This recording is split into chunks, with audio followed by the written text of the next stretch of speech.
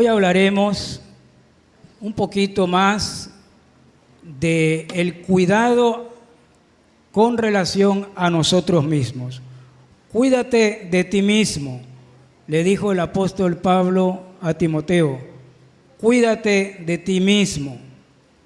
A veces nosotros nos tratamos de cuidar de los ladrones, cuidar de los terremotos, cuidar del contagio del COVID.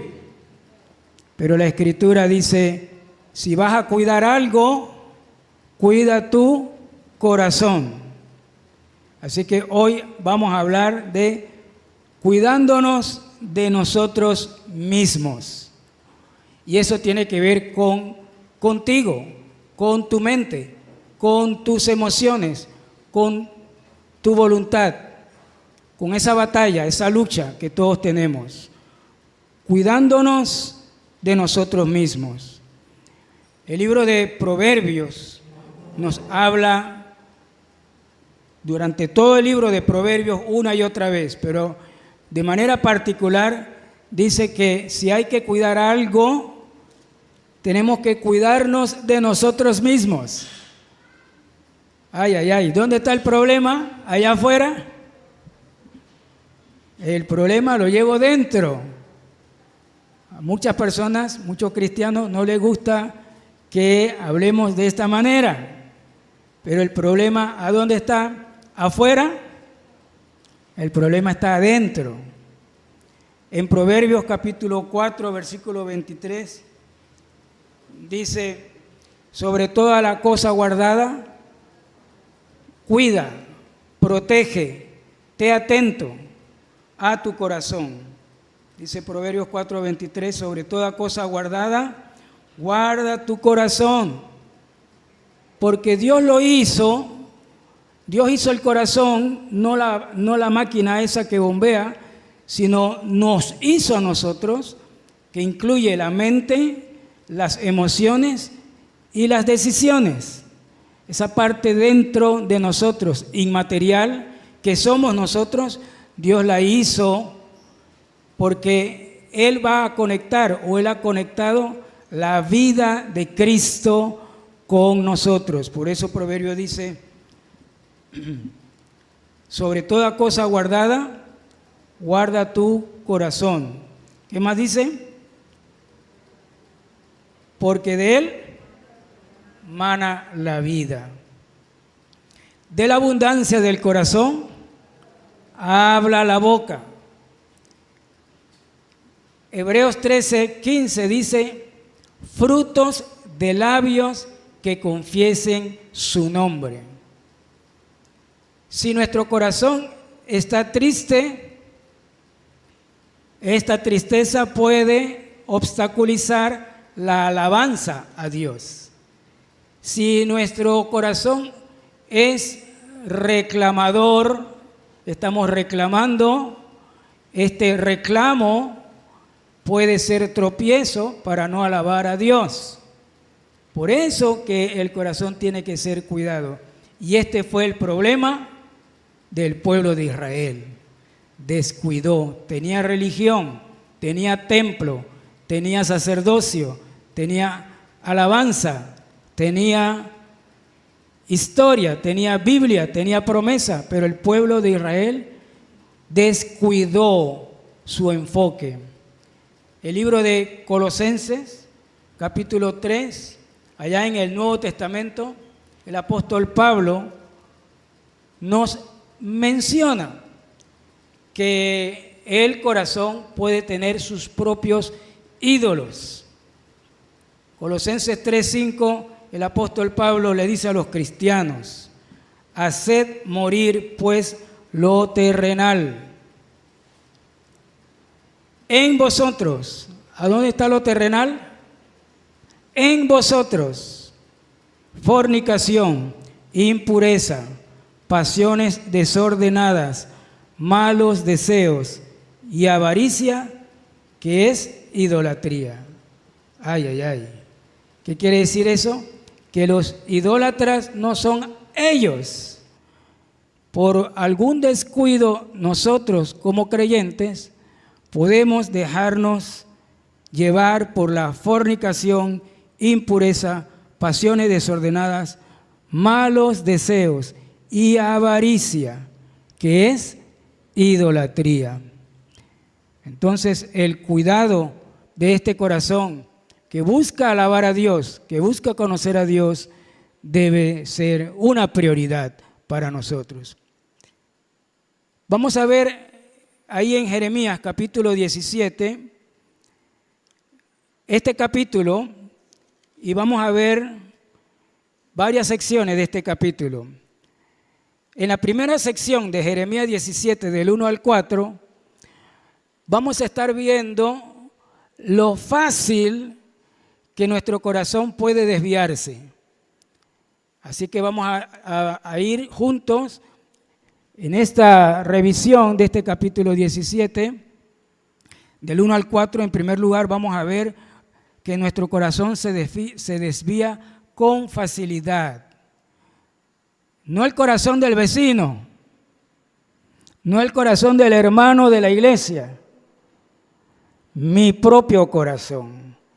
De manera fácil, si la descuidamos, entonces nuestro corazón entra en crisis, entra en debilidad y un sinnúmero de situaciones más. En segundo lugar, vamos a ver del versículo 5 al versículo 8 que hay solamente dos lugares en donde podemos colocar nuestra confianza, nuestra fe, nuestra confianza. Hay solamente dos lugares donde nosotros como seres humanos podríamos poner nuestra confianza. Eso lo vamos a ver del versículo 5 al versículo 8. Más adelante del versículo 9 al versículo 13 vamos a ver en tercer lugar una declaración descriptiva acerca de nuestro corazón. ¿Qué quiere decir esto? Que la Biblia revela quién es Alex Tejada. La Biblia revela, el Espíritu Santo está trabajando por medio de la Biblia, de la palabra de Dios, para mostrarte qué está viendo Él dentro de nosotros. Nosotros podemos aparentar, ¿verdad? En mi apariencia yo me puse un saco y una corbata. Yo puedo aparentar que estoy bien. Yo puedo aparentar ante los ojos de otros, pero puedo aparentar lo que no soy en realidad delante de Dios.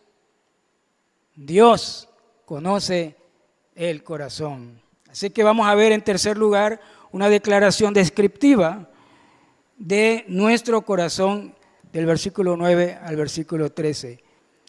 Y luego haremos una conclusión al final de cómo debemos enfocar nuestra vida cristiana, nuestro corazón ante Dios. Empecemos. Número 1, nuestro corazón se desvía con facilidad. Y aquí habla de un problema en nuestra vida. El problema del pecado. ¿Qué pasa con el pecado? Capítulo 17 de Jeremías, versículo 1 al 4, vamos a leer esta sección. El pecado de Judá, escrito está con cincel de hierro y con punta de diamante. Esculpido está en la tabla de su corazón y en los cuernos de sus altares. Mientras sus hijos se acuerdan de sus altares y de sus imágenes de acera, que están junto a los árboles frondosos y en los collados altos, sobre las montañas, y sonarse con Jerusalén, donde estaba el templo. Llegó el punto que Israel se había dividido en dos, ¿no es cierto? El país del norte llamado Israel y el país del sur llamado Judá. Arriba con 10 tribus y media, imagínense la mayoría del pueblo de Dios, y abajo con 2 tribus y media se había dividido. Llegó el momento donde Israel, el del norte, fue molido por el torbellino llamado el reino de Asiria. De tal manera que Asiria destruyó el reino del norte, 100 años antes de lo que acabamos de leer. Y desde entonces Dios, que ha jurado promesa por medio de los pactos de Abraham, de Isaac, de Jacob, ha jurado Dios, ha dado promesa de dar una bendición a todas las naciones a través de Israel. Israel está obstaculizando por su desvío a la idolatría, está obstaculizando la obra de Dios para el resto de las naciones. Entonces es un problema mayúsculo a través de toda esa historia del pueblo de Israel. Habiendo dado Dios promesa a Israel, habiendo dado Dios la Biblia, el Antiguo Testamento a Israel, habiendo dado Dios pacto con David para que el reinado de Dios se establezca en la tierra, Israel se apartó de Dios. Ahora, 100 años después, Dios mantiene su promesa y nos enseña que por medio de el león de Judá, por medio de la tribu de Judá, nacería la raíz de David, el Señor Jesucristo, que vendría después de este momento, 400 años después, que nosotros como cristianos sabemos que el Mesías vino, nacido en Belén. Pero mientras tanto que el Mesías aparezca, Israel está en plena idolatría, se ha alejado de Dios, está atrasando las promesas dadas por Dios para salvar al mundo. Pero Dios es Dios y lo que Él promete, Él lo cumple. Pero aprendamos de esta lección. Así que hay un problema. El pecado es un problema. ¿Qué significa pecar? Hay varias palabras en hebreo y en griego para la palabra pecado. Una de ellas significa errar al blanco. Cuando tú apuntas al centro del tiro al blanco y erras el centro o yerras el centro, entonces has cometido un pecado. Cuando erramos el blanco, la voluntad de Dios, caminamos haciendo nuestra propia voluntad, erramos el blanco, cometemos pecado. Y eso es lo que estaba ocurriendo con Judá. ¿Cómo describe aquí el problema? Dice versículo 1, el pecado de Judá está escrito con cincel de hierro y con punta de diamante, esculpido está en la tabla de su corazón. ¡Wow! Esculpido, o sea, hay una huella marcada en alto relieve o bajo relieve, como quiera decirlo. El corazón ha sido impreso por la huella del pecado. Allá en Romanos capítulo 8, versículo 2, a través de todos los años que siguieron y la obra de Cristo en la cruz del Calvario,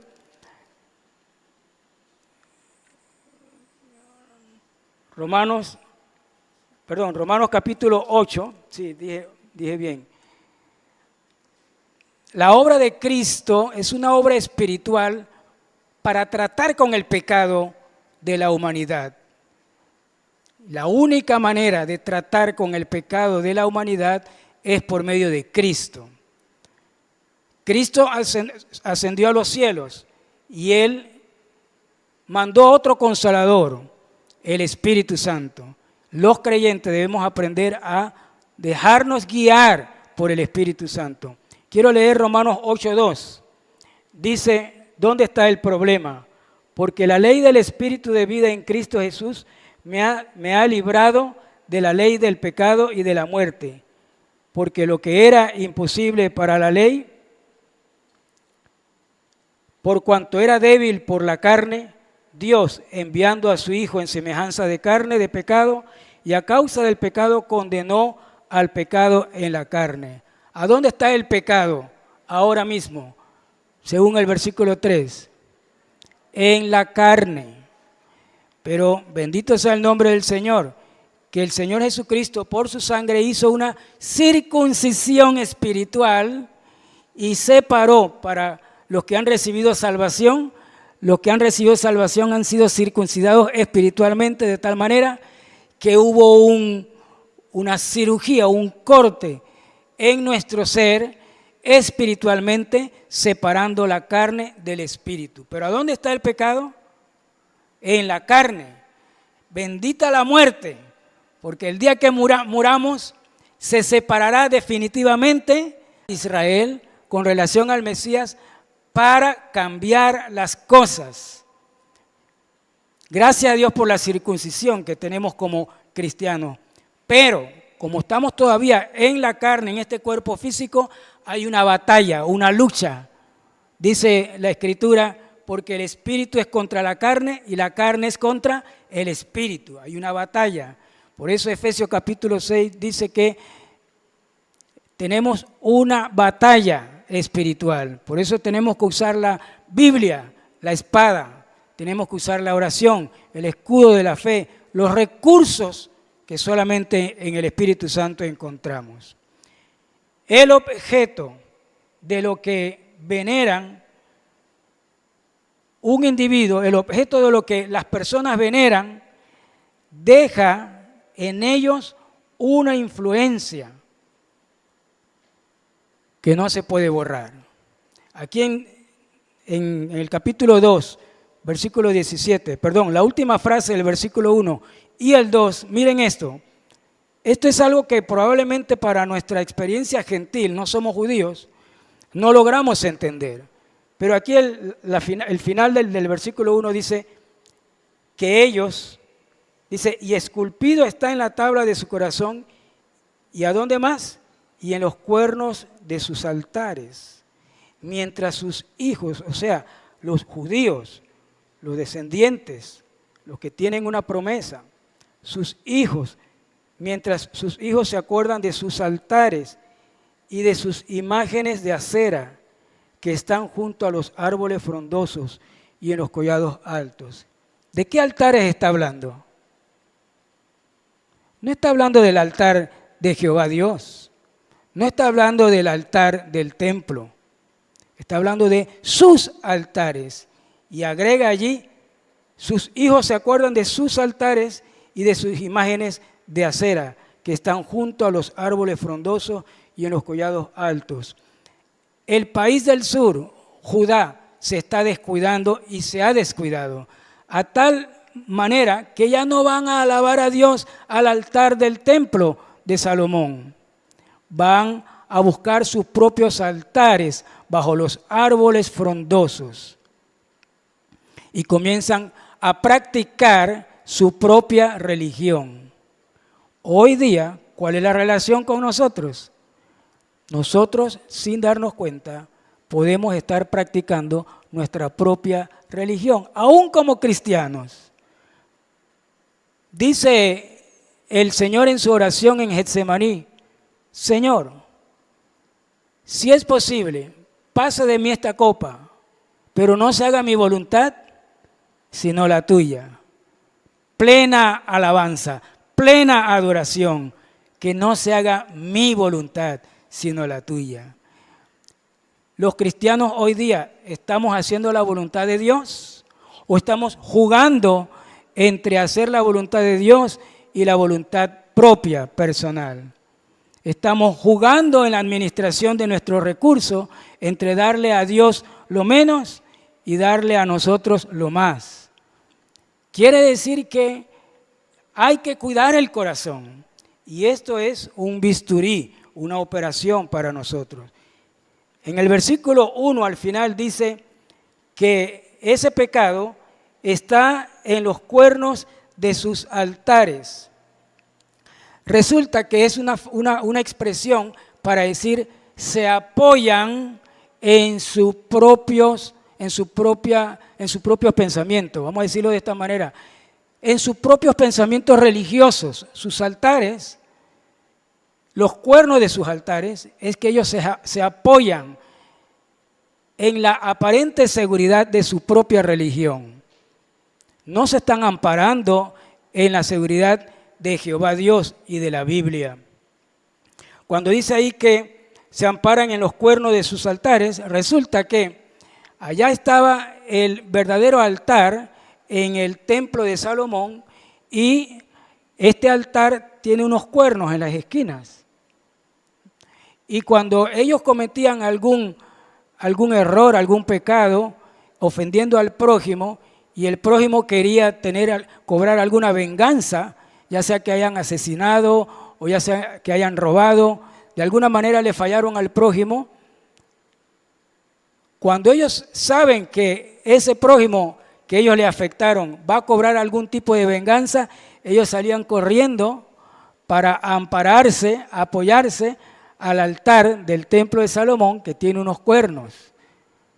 Porque ellos pensaban que llegando allí a ese lugar, supuestamente santo, el prójimo al que ellos le habían ofendido no iba a cobrar venganza y ellos iban a quedar, como quien dice, a salvo. Y es una manera muy dramática donde Dios le está diciendo a ellos que se amparan en sus propios designios religiosos. Nosotros a veces jugamos y nos descuidamos porque decimos, no me va a pasar nada, y seguimos alimentando la carne, descuidamos la lectura de la Biblia. Jesús dice, escudriñad las Escrituras y no las estudiamos, no las leemos. Bienaventurado el que lee estas cosas, dice Apocalipsis 1. Entonces estamos perdiendo la bienaventuranza si no estamos leyendo la Escritura. Porque es solamente la Escritura la que nos va a otorgar fe en momentos de crisis, en momentos de prueba, cuando amenaza Satanás, cuando amenazan los enemigos de Dios. Así que el objeto de lo que se venera, Acera y los dioses modernos, deja en la persona una influencia que no se puede borrar.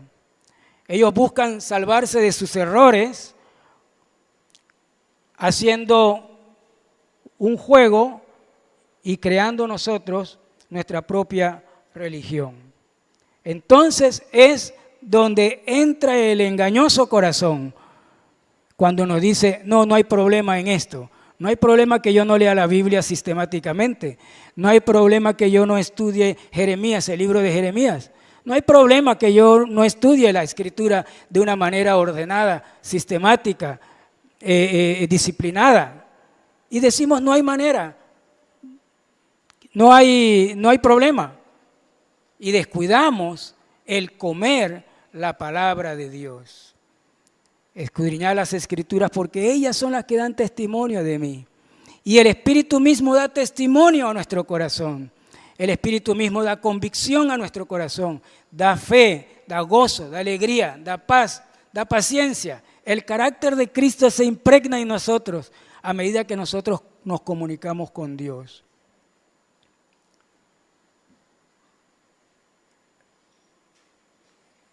Dice aquí más adelante el versículo 3, altos en todo tu territorio.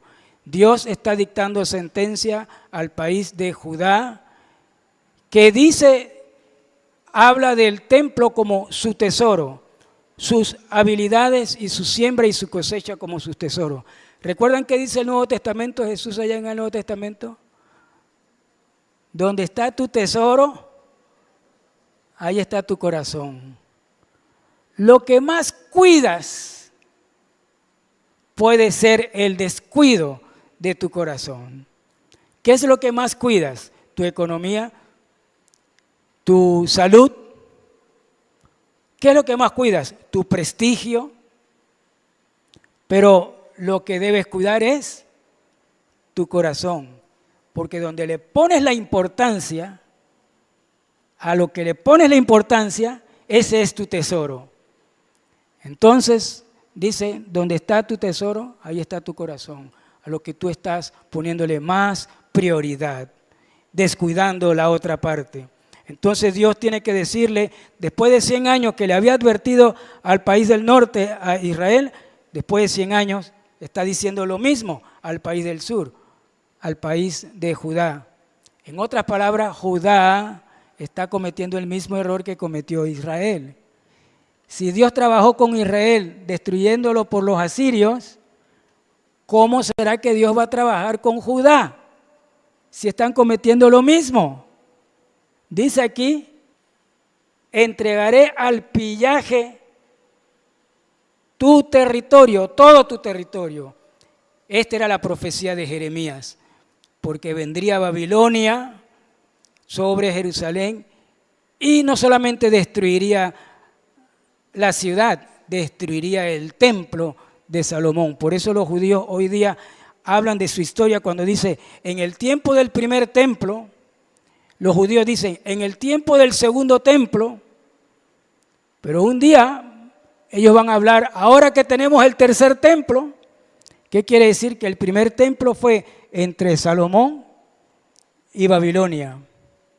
El segundo templo fue cuando Esdras y Nehemías comienzan a reconstruir la ciudad, allá con los persas, bajo los persas construyen el templo, y el segundo templo entonces va entre Esdras y Nehemías y Cristo. O sea, el año 70 de nuestra era, cuando el segundo templo es destruido por los romanos. Ahora no hay templo para los judíos. ¿A dónde adoran los judíos? No pueden adorar. Porque ahora se adora, en la nueva economía de Dios, ahora se adora en Cristo Jesús. ¿A dónde se adora ahora? En Cristo Jesús. Porque Él está buscando adoradores que le adoren en espíritu y en verdad. Juan 4:24.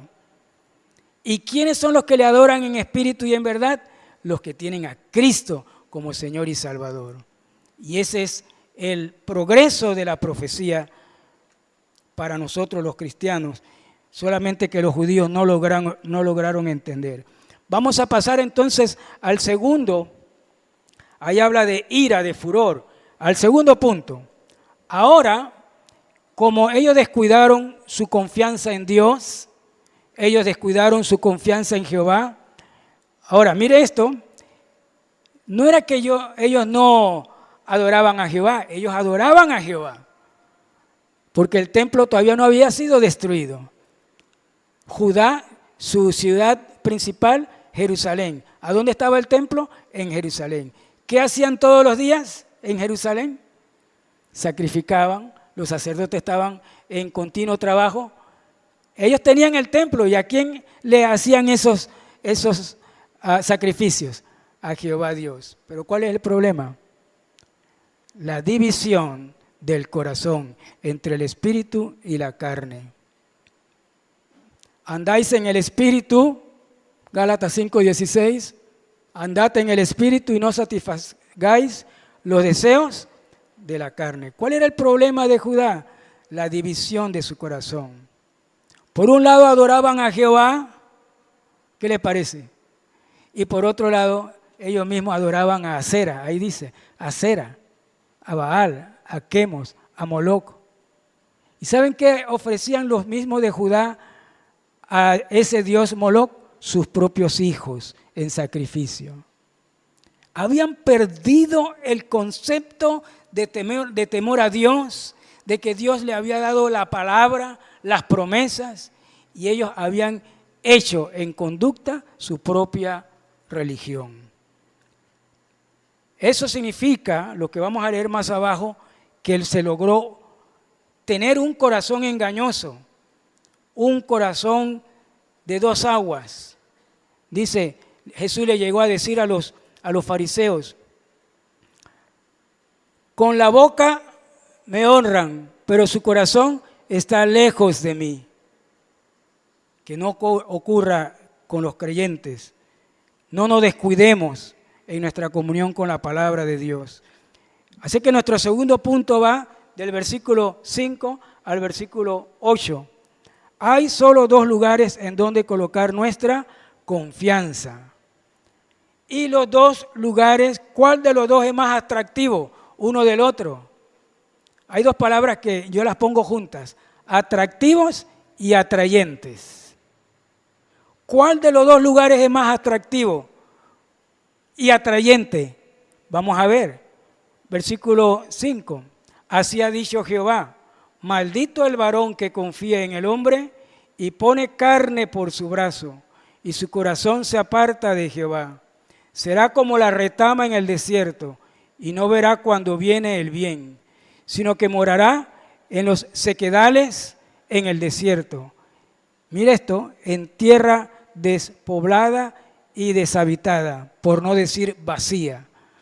Hay corazones de creyentes todavía vacíos, que no se llenan de la palabra de Dios.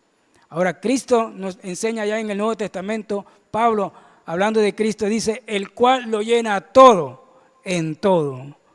Un corazón cristiano no puede estar vacío de la Biblia, no puede estar vacío de la palabra de Dios, no puede estar vacío del amor, del perdón, del servicio, de la enseñanza, del aprendizaje. Un corazón que habita con Dios aprende de Dios. Pero ahora mire el versículo 7, hay otro lugar. Bendito el varón que confía en Jehová y cuya confianza es Jehová. Pudiéramos agregarle, no podemos agregarle ni quitarle nada a la Biblia, pero de una manera, de una aplicación práctica, pudiéramos agregar para nosotros una aplicación. Bendito el varón que confía en Jehová y cuya confianza es Jehová y nadie más. Ni los políticos, ni la economía, que no sabemos qué ocurrirá mañana, ni el lugar donde vamos. Bendito el hombre, el varón, que confía en Jehová y cuya confianza es Jehová y en nadie más. ¿Puede apropiarse de ese principio espiritual?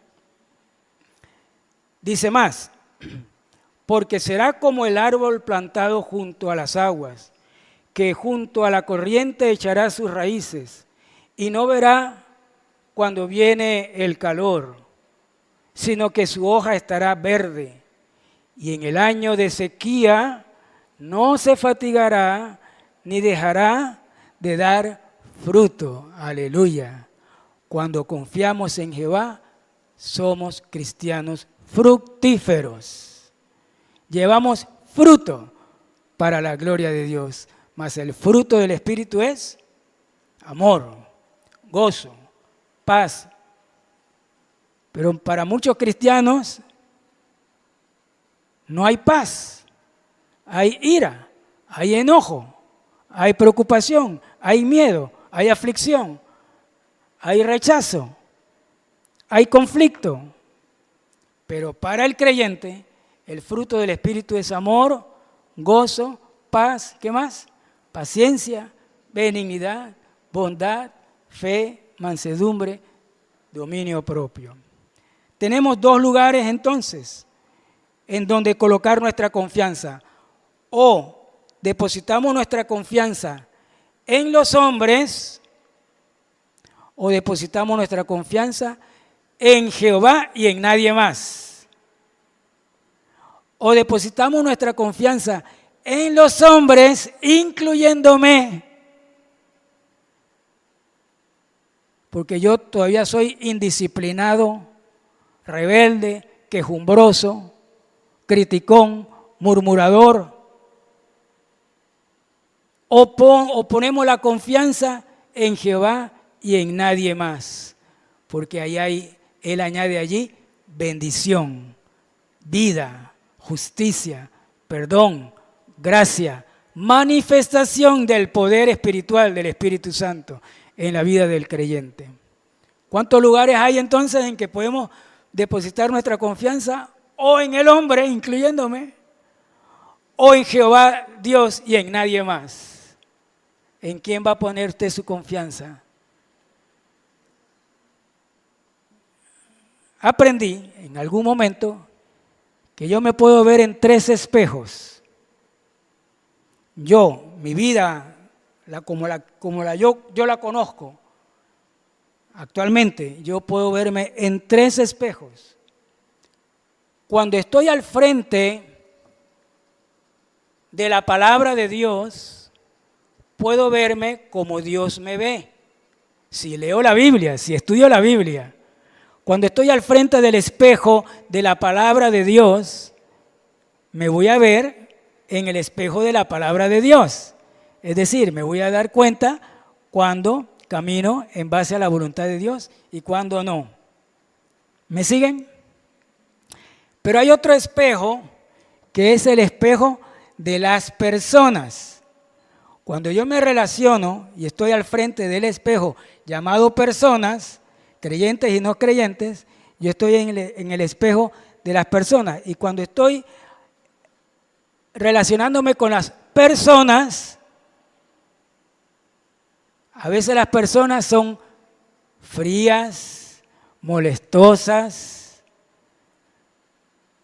zarrapatrosas. A veces las personas son iracundas, enojonas, no hacen las cosas bien, empiezan y no terminan. A veces cuando me relaciono con las personas me puedo molestar. Ese es un espejo. Yo me veo en el espejo llamado personas. Cuando me veo en ese espejo, la pregunta es, ¿cómo reacciono yo? ¿Quién soy yo cuando me relaciono con personas que no coinciden con mi criterio o mi manera de hacer las cosas? Muchas veces me han dicho en la iglesia, pastor, yo quiero servir, pero no me ponga con fulano de tal en el mismo equipo. Ay, ay, ay. Cuando alguien me dice así, pastor, yo quiero servir a Dios, quiero servir a la iglesia, quiero servir a los hermanos, pero no me ponga con fulano de tal, ya esa persona me está diciendo cuál es su actitud para servir a Dios. Terrible, ¿no les parece? Duele todo lo que estamos hablando. Pero sobre todas las cosas, guardemos nuestros corazones para Dios, para agradar a Dios, para alabar a Dios. Hay dos lugares en el que podemos depositar nuestra confianza. O en el hombre, incluyéndome, o en Jehová Dios y en nadie más. Pero hay tres espejos. El espejo de la palabra de Dios. Yo me veo ante Él y me dice quién soy. El espejo de las personas. Yo me veo ante ellos y cómo reacciono me dice quién soy en verdad y cuánto necesito desarrollar mi carácter cristiano cuando estoy con las personas. Pero dije que hablábamos de tres espejos, ¿no es cierto? ¿Cuál es el otro espejo? El espejo de las circunstancias. La pandemia, el COVID-19, fue una circunstancia. ¿Cómo los cristianos reaccionaron ante esa circunstancia? Gracias, Antonio, por el agua. El espejo de la circunstancia nos van a decir si estamos confiando en Dios o no, si estamos administrando correctamente las cosas o no. Así es que una vez le dijeron a David, al rey David, Dios le dijo al rey David, ¿qué quieres? ¿Quedarte después de tu error, de tu pecado bajo mis manos? ¿O quieres que yo te envíe bajo las manos de tus enemigos? ¿Cuál fue la respuesta de David? Quiero mantenerme en tus manos, Jehová Dios, aunque haya castigo, corrección, porque Jehová Dios es misericordioso para siempre. Aunque Él me corrija, sé que Él es mi confianza, puedo confiar en Él y puedo vivir, aún en medio de mi error, bajo su protección y su misericordia. Hay solo dos lugares.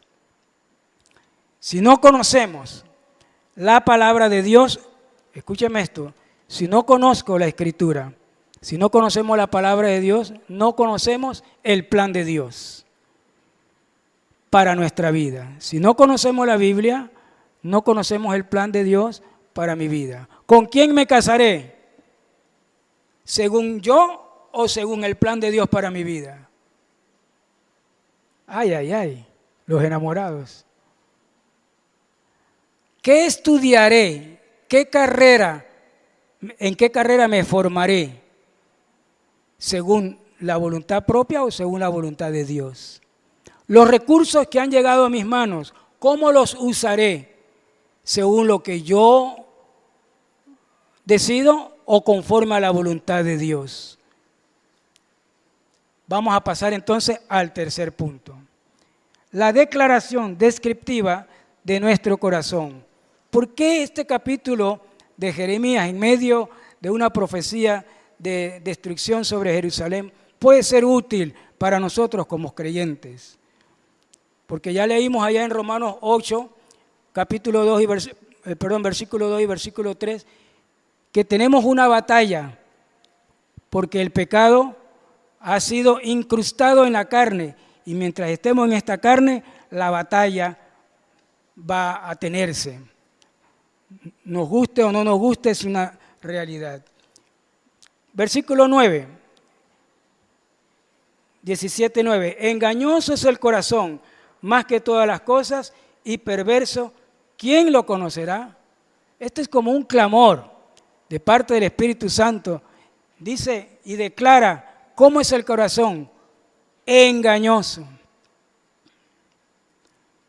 ¿Y cómo lo declara más? Perverso. Ay, ay, ay. Usted puede pensar que Alex Tejada es perverso. La carne, nuestra carnalidad. Ahora, cuando vamos a Cristo y tenemos la presencia del Espíritu Santo, al recibir a Cristo, tenemos otro consolador. Y el Espíritu Santo que mora en nosotros, dice el apóstol Pablo en 1 Corintios 6, que mora en nosotros, Él guiará nuestra vida. ¿A dónde nos va a guiar el Espíritu Santo? ¿A nuestras decisiones o a la voluntad de Dios? A la voluntad de Dios. Bueno, esa es la gran declaratoria descriptiva del Espíritu Santo. Vamos a ir a esto, cómo lo maneja el apóstol Pablo para los cristianos en Romanos capítulo 7. ¿Me puede acompañar? Y vamos a leer 2 versículos cuando Pablo en este capítulo 7 de Romanos describe la lucha espiritual entre la carne y el espíritu. Lucha que todos los cristianos tenemos. Capítulo 7 del libro de Romanos, versículo 11. Porque el pecado, tomando ocasión por el mandamiento, me engañó y por él me mató. De manera que la ley a la verdad es santa y el mandamiento santo, justo y bueno. Porque el pecado, dice, tomando ocasión por el mandamiento, me engañó. ¿Qué dice Pablo? El pecado me hace engañoso. ¿Pero qué está diciendo aquí? Que la palabra de Dios, por su parte, es santa, es justa, es buena, o sea, el mandamiento. Y la palabra de Dios es lo que te va a sanar el corazón. Y el otro versículo aquí es el versículo 17, Romanos 7, 17. De manera que ya no soy yo quien hace aquello, sino el pecado que mora en mí. Pablo reconoce esta realidad espiritual en él y en cada creyente. La solución que Pablo menciona está en el versículo 25. Gracias doy a Dios por Jesucristo, Señor nuestro. Él ha venido a mi corazón, ha perdonado mis pecados y ha venido a habitar dentro de nuestro corazón para dirigir, para controlar la parte nueva que hay en mí, que no apunta sino al hombre espiritual, a caminar con Cristo. Bien, regresamos a Jeremías 17, versículo 9. Engañoso es el corazón más que todas las cosas y perverso, ¿quién lo conocerá? Respuesta, ¿cuál es la pregunta? Respuesta, versículo 10. Yo, Jehová, que escudriño la mente, que pruebo el corazón, para dar a cada uno según su camino, según el fruto de sus obras. ¿Quién conoce el corazón? Dios. Hay otra pregunta. ¿Quién prueba el corazón? Dios. No nos gustan esas pruebas a veces, pero Él lo hace porque necesitamos confiar en Dios. Bien, versículo 11 dice, como la perdiz que cubre lo que no puso, es el que injustamente amontona riquezas, en la mitad de sus días las dejará, y en su postrimería será insensato. El Espíritu Santo es el que inspiró la Escritura. Está hablando de la idolatría, pero ahora habla de amontonar riquezas. ¿Será que es para nosotros? Dice que hay alguien que dice amontona riquezas en la mitad de sus días. Dice, en su postrimería, o sea, al final de la vida va a decir, ¿y para qué tanta riqueza? ¿Para qué tanto correr y correr y correr? Si ya me voy a despedir de esta vida. Entonces que todo lo que tengamos en nuestra mano lo dediquemos al reino de Dios. Un poquito más, versículo 12. 12. Jeremías dice, trono de gloria, excelso desde el principio, es el lugar de nuestro santuario. No los altares personales, sino su presencia. Ahí donde está el trono de gloria. ¿Y por qué dice trono de gloria? Allá en Apocalipsis dice el que está sentado en su trono. ¿Por qué dice el trono de gloria? Porque Él es el Rey de Reyes. Todos los demás están sentados en tronos temporales. El único que está sentado en el trono eterno es Jehová Dios. Y debemos confiar que su trono es trono de gloria, ayer, hoy y por los siglos. Versículo 13. Oh Jehová, esperanza de Israel, todos los que te dejan serán avergonzados y los que se apartan de mí serán escritos en el polvo, porque dejaron a Jehová manantial de aguas vivas. Dice que los que se apartan de mí serán escritos, no en el libro de la vida. Ahí dice que serán escritos en el libro de la vida, serán escritos en el polvo, con un chamuscar del viento.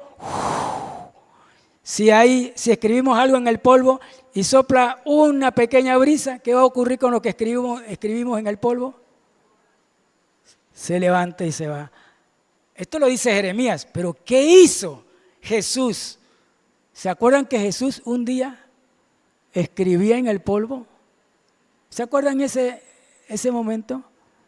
Aquellos acusaban a esta mujer encontrada en el acto mismo del adulterio y con piedras en la mano se la trajeron a Jesús para encontrar algún tropiezo en Jesús.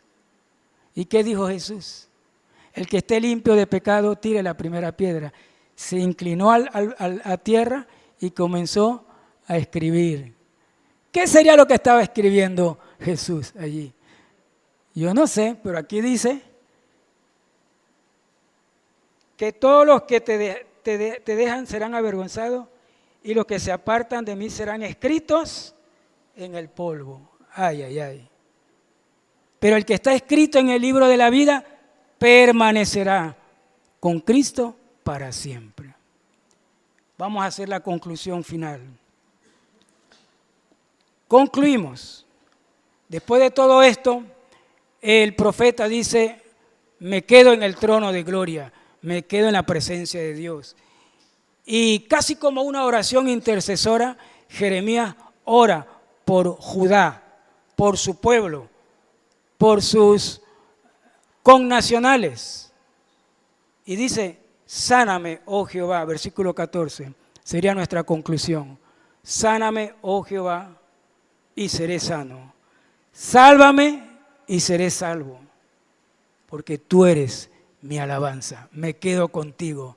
Aunque Babilonia venga sobre Jerusalén, la destruya y queme, me quedo contigo. No dependo de la circunstancia de este templo construido, de los sacrificios terrenales. Me quedo contigo. Seré salvo porque tú eres mi alabanza. Versículo 15. He aquí que ellos me dicen, ¿dónde está la palabra de Jehová? ¿Se burlan de mí o no se burlan de nosotros? Ellos me dicen, ¿dónde está la palabra de Jehová? Que se cumpla ahora, me dicen. Mas yo no he ido en pos de ti para incitarte a su castigo. ¿Se acuerdan del espejo de las personas? ¿Qué hizo Jeremías frente al espejo de las personas? Intercedió por ellos. No pido castigo, intercedió por ellos. Ni desee día de calamidad, tú lo sabes. Lo que de mi boca ha salido fue en tu presencia. No me seas tú por espanto, pues mi refugio eres tú en el día malo. ¿Quién es tu refugio, amado hermano? Amén. Y lo demás dice, como profeta, avergüéncense los que me persiguen y no me avergüence yo, asómbrense ellos y yo no me asombre, trae sobre ellos día malo y quebrántalos con doble quebrantamiento. No lo está pidiendo, está diciendo, haz Dios lo que te toca hacer. Haz Dios lo que te toca hacer. No yo, haz Dios lo que te toca hacer. Amado hermano, ¿podemos concluir entonces este día? ¿Podemos depositar nuestra confianza en Dios? 4 palabras para cerrar en este último pasaje. Eres mi alabanza. ¿Quién es mi alabanza? Dios. Eso está en el versículo 14. Otra palabra. Vamos aquí a agregar esta palabra. Carácter frente a la burla. Carácter frente a la burla. Me dicen tal cosa, tú cristiano. Vamos a agregar aquí carácter frente a la burla. 2, 3. Vamos a leer entonces, dice aquí, versículo 17, refugio, alabanza a Dios, carácter frente a la burla y la otra palabra es mi refugio eres tú. Y al final, cuando Jeremías ora a Dios y le dice, entonces Señor, quebrántalos con doble quebrantamiento. Vamos a agregar aquí defensa. Jehová es nuestra defensa. Así que Él es mi alabanza, me lleno del carácter de Dios, es mi refugio, Él es mi defensa. Amén. Vamos a Ciel y Roberto, pueden pasar acá al frente. Oremos, vamos a inclinar nuestro rostro y vamos a orar al Señor diciéndole, Señor, eres tú mi confianza. Cielo y tierra pasarán, pero tu palabra no pasará. Nos podemos poner de pie y vamos a orar. Cada uno allí, puesto de pie delante de Dios, pueda decir, Señor, necesito que tú seas mi refugio, que tú seas mi alabanza, que tú seas mi defensa, que yo me llene del carácter cristiano. En otras palabras, necesitamos caminar en el Espíritu, lleno del Espíritu Santo de Dios, cuidando este engañoso corazón. Y yo quiero que agreguen una oración. Pidámosle a Dios amor más por su palabra, compromiso mayor con su palabra, para fortalecer nuestra fe y nuestro servicio al Señor. Oremos. Padre nuestro, te alabamos, te bendecimos, Señor. Para siempre es tu misericordia. Que tu palabra nos llene, Señor, y nos haga ser cristianos que honran tu nombre. Cristianos que caminan en alabanza al que vive por los siglos.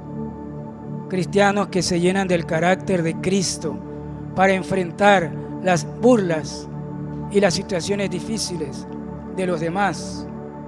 Que podamos nosotros también refugiarnos siempre, porque tú eres nuestra compañía y nuestra defensa. Te lo pedimos en el nombre de Jesús. Amén. Alabemos al Señor con este himno.